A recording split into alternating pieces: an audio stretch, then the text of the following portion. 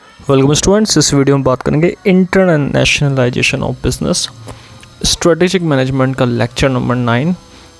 और हम इसमें ये बात करेंगे कि स्ट्रेटेजिक मैनेजमेंट क्यों इतना ज़रूरी है इंटरनेशनल मार्केट में भी, ग्लोबल मार्केट में भी।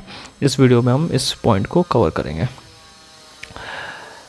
इंटरनेशनल मार्केट में स्ट्रेटेजिक मैनेजमेंट का रोल इसलिए ज़रूरी है क्योंकि स्ट्रेटेजिक मैनेजमेंट डोमेस्टिकली ही नहीं फर्म के साथ रहता है, ये ग्लोबली भी इंटरनेशनल प्रोसेस में भी काम में आता है।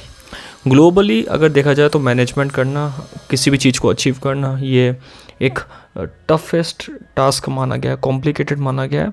तो यहाँ पे कुछ चेंजेस, कुछ लिंकेजेस आते हैं, कुछ कमियाँ आती है, उनके कारण यहाँ पे बिजनेस अप्रोच इंटरनेशनल मार्केट के अंदर सक्सेसफुल नहीं हो पाता।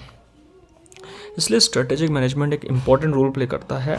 ये स्ट्रेटेजिक मार्केट के अंदर स्ट्रेटेजी बना के आप एक तरीके से अपनी डोमेस्टिक फर्म को फैला भी सकते हो ग्लोबल फर्म के अंदर। तो किस तरीके से यहाँ पे ग्लोबल बिजनेस में हेल्प करता है, इसका एक अगर देखा जाए एक उदाहरण है इसका।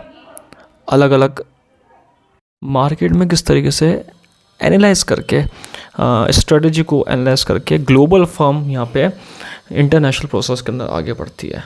तो सबसे पहले प्रॉब्लम क्या है? प्रॉब्लम ये है कि ग्लोबल फर्म आगे क्यों नहीं बढ़ पा रही। तो उसका प्रॉब्लम का यहाँ पे जो क्रिएशन है आंसर का, वो यही है कि ग्लोबल मार्केट क्यों नहीं इसलिए आगे बढ़ती, क्योंकि उनका एक ऑर्डर क्रिएट नहीं होता, उनका एक गोल एंड ऑब्जेक्टिव परफेक्टली नहीं हो पा रहा, उनकी प्लानिंग नहीं है। इसलिए स्ट्रेटेजिकल मैनेजमेंट ये सिखाता है कि स्ट्रेटेजिक प्लानिंग करके, कई मेथड अपना करके, अपने अपॉर्चुनिटी, अपनी स्ट्रेंथ, वीकनेस और थ्रेट का पता लगा करके मार्केट में, एक्सटर्नल इन्वायरमेंट में यहाँ पे कंपनी आगे बढ़ सकती है एज अ ग्लोबल मार्केट। तो इंटरनेशनलाइजेशन ऑफ बिजनेस में यही है कि स्ट्रेटेजिक मैनेजमेंट का एक इंपॉर्टेंट रोल है और एक एसेंशियल रोल है जो ग्लोबल मार्केट में कंपनी को आगे बढ़ाने में हेल्प करता है। The strategic management process is essentially the same for global firms as it is for domestic firms. Nevertheless, international processes are much more complicated due to additional variables and linkages. यहाँ पे कुछ कमी भी होती है, बहुत सारी चीज़ें भी होती है। इंटरनेशनल मार्केट में बहुत सारे एस्पेक्ट होते हैं, उनको स्टडी करनी पड़ती है। आपका बिजनेस बहुत ज़्यादा डाइवर्सिफाई हो जाता है, उनके अंदर कुछ कमियां भी होती है, लिंकेजेस भी होती है, तो उनको फिल करना यहाँ पे बहुत ज़रूरी होता है और ये स्ट्रेटेजिक मैनेजमेंट से ही पॉसिबल है। A business can approach internationalization systematically with the aid of international strategic planning. One method for an organization to identify opportunity and threat in global market is by scanning the external environment. External environment का scan करना जरूरी है। External environment मैंने बात करी थी, कौन कौन से इन्वायरमेंट, जैसे pastel, political, economical, social, technical, legal और इन्वायरमेंटल, जो अदर फैक्टर माने गए हैं, जो अपने पहले भी पढ़ी हुई है। और इन फैक्टर का एनालाइज करना बहुत ज़रूरी है। अगर इन फैक्टर का एनालाइज कर लेंगे तो स्ट्रेटेजिक मैनेजमेंट प्रॉपर होगा। इफेक्टिव स्ट्रेटेजी आपकी ग्लोबल स्ट्रेटेजिक ऑब्जेक्ट को पूरा करेगा और आपके इंटरनेशनलाइजेशन को कंप्लीट करेगा। तो इस इंटरनेशनलाइजेशन को कंप्लीट करने के लिए स्ट्रेटेजिक मैनेजमेंट का इंपॉर्टेंट रोल यहाँ पे माना गया है। इसके बाद नेक्स्ट पॉइंट अगर देखें, फीचर्स क्या है ग्लोबल बिजनेस के, ग्लोबल बिजनेस को कैसे आगे बढ़ा सकते हैं। ये 3 पॉइंट्स ऐसे बता रहा कि जो स्ट्रेटेजिक प्लानिंग, अच्छी स्ट्रेटेजी प्लानिंग के साथ है ना, बिजनेस जो है ग्लोबल बिजनेस उसको आगे बढ़ा सकता है। तो पहला पॉइंट है इसमें, it is a conglomerate of multiple units located in different part of the globe but all linked by common ownership. किसी भी कॉमन पर्पस को पूरा करने के लिए बिजनेस के सबसे इंपॉर्टेंट है जितने भी मल्टीपल यूनिट्स है, यानी कि जब अब पूरे वर्ल्ड के अंदर जितने भी उसके ब्रांचेस है, जितने भी उसके यूनिट है किसी भी एक बिजनेस के, जैसे अमेज़ोन के अलग अलग यूनिट है, एक ही अमेज़ोन कंपनी है, उसके अलग अलग यूनिट पूरे वर्ल्ड में फैले हुए हैं, लेकिन उनका एक कॉमन ऑब्जेक्टिव है। इन सब का कॉमन ऑब्जेक्टिव होना चाहिए कि जो भी अलग अलग मल्टीपल यूनिट्स है वो सारे एक होकर काम करें। कॉन्ग्लोमेरेट मतलब एक होकर, एकता के साथ काम करें और एक ओनरशिप हो और एक ऑब्जेक्ट हो, कॉमन पर्पस हो। इसको हम दूसरी भाषा में यूनिटी ऑफ डायरेक्शन भी कहते हैं। जितने भी प्लान होते हैं वो सारे एक गोल को अचीव करने वाले होने चाहिए। multiple units drawn on a common pool of resources such as money, credit, information, patents, trade names and control system।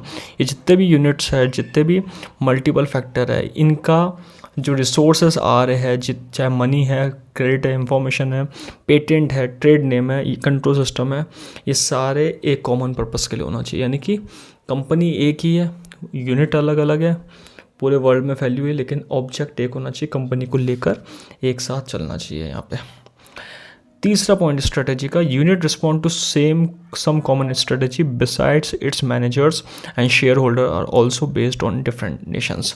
अलग अलग नेशन में अलग अलग कंपनी है, अलग अलग कंपनी में अलग अलग यूनिट्स हैं, उन कंपनियों के भी अलग अलग मैनेजर्स हैं, अलग अलग यूनिट्स के। तो सब यूनिट का एक ही यूनिट रिस्पॉन्ड होना चाहिए कि जब भी वो काम करे तो एक अकाउंटेबिलिटी के साथ काम करे, रिस्पॉन्सिबिलिटी के साथ काम करे। एक स्ट्रेटेजी जो है अपनाई जा रही है वो कॉमन वे में हो, यानी कि जिस यूनिट में स्ट्रेटेजी अपनाई जा रही है वैसी स्ट्रेटेजी दूसरी यूनिट में अपना करके सबका कॉमन पर्पस हो। तो ये तीन बातें अगर होगी तो ग्लोबल बिजनेस आपका आगे बढ़ेगा स्ट्रेटेजी प्लानिंग के साथ। अब यहाँ पे बता रखा है कि कैसे इंटरनेशनली डेवलप कर सके आप। इंटरनेशनलाइजेशन ऑफ बिजनेस में स्ट्रेटेजिक मैनेजमेंट कैसे बताता है कि आप इंटरनेशनली डेवलप करो। तो उसमें कुछ पॉइंट्स रखे हैं जो ये बताता है कि स्ट्रेटेजिक मैनेजमेंट करके आप स्ट्रेटेजी प्लानिंग करके आप इंटरनेशनली डेवलपिंग कर सकते हो अपने बिजनेस को। सबसे पहला पॉइंट है कि स्कोप होना चाहिए किसी भी कॉमर्शियल ऑपरेशन का। जो भी ग्लोबल फॉर्म में ऑपरेशन है, बिजनेस ऑपरेशन है, ग्लोबल फॉर्म में बिजनेस है, उसका एक स्कोप होना चाहिए। जब उसका स्कोप क्रिएट होगा, उसका ऑब्जेक्ट क्रिएट होगा, तो वो अपने स्कोप को पूरा करेगा, अपने ऑब्जेक्ट को पूरा करेगा। तो describe the scope of the firms global commercial operations.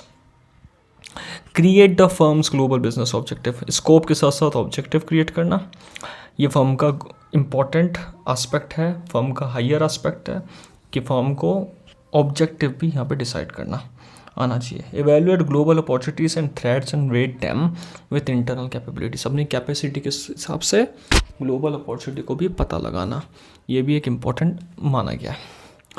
साथ ही साथ अलग अलग स्ट्रेटेजी को डेवलप करना और ऐसी स्ट्रेटेजी डेवलप करना जो पूरी होल ऑर्गेनाइजेशन के ऊपर एप्लीकेबल हो, अलग अलग सिचुएशन के अकॉर्डिंग। जैसी जहाँ जगह है, जैसी जहाँ सिचुएशन है, वैसी वहाँ के लिए स्ट्रेटेजी एप्लीकेबल हो और वो स्ट्रेटेजी डेवलप हो और पूरी ऑर्गेनाइजेशंस को फॉलो करके अपने गोल को अचीव करे। तो ये ऐसी स्ट्रेटेजिकल प्लानिंग होनी चाहिए जिससे आप इंटरनेशनली अपने बिजनेस को डेवलप कर सकते हैं। तो आज की वीडियो में हमने बात करा इंटरनेशनलाइजेशन ऑफ बिजनेस। पहले हमने स्ट्रेटेजिक मैनेजमेंट का रोल समझा, इसमें क्या है, फिर इसके फीचर्स समझे ग्लोबल बिजनेस में क्या है, और फिर हमने आज बात करा कि कैसे इंटरनेशनली कंपनी डेवलप कर सकती है by the way of strategic management. Thank you.